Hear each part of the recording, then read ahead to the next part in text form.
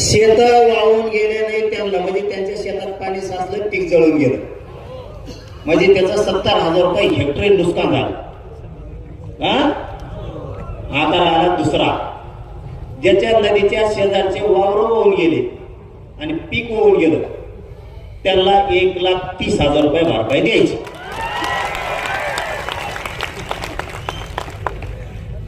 आपलं असंच असतं. तज्ञ नाही ना, अभ्यासक नाही, कोण नाही. त्या अभ्यासक भंगार सगळ्या दुनियाच्या कोकड काही सांगायचं, आपल्या आपल्या हिशोबाने बरं गरीबाला मिळेल. तज्ञ नको ना, अभ्यासक नको, तिकडं पुस्तकं नालीत वाचित बसणार वड्या. ज्याचं शेत वाहून गेलं आणि पीक पण त्याच्या बरोबर केलं, त्याला 1,30,000 रुपये द्यायचे. हे झाले 2 काम.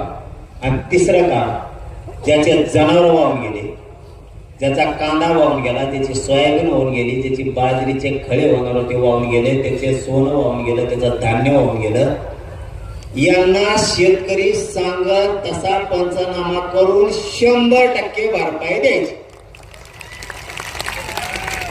म्हणजे घर पडलं, शेळ्या वाहून गेल्या, जनावर वाहून गेले, म्हशी वाहून गेल्या, काहींचे कांदे वाहून गेले, काहींचे बाजऱ्या काढल्या होत्या ते वाहून गेल्या, काहीचे सोयाबीन काढून ठेवलं होतं ते वाहून गेलं, काहीचं सोनं गेलं, घरातल्या भांडे वासना गेले, मोटरी गेल्या, पाईप गेले, कोठा वाहून गेला, काहींचं भितडं घर वाहून गेले, काहींच्या नळ्या वाहून गेल्या, काहींचे सौर ऊर्जा वाहून गेले.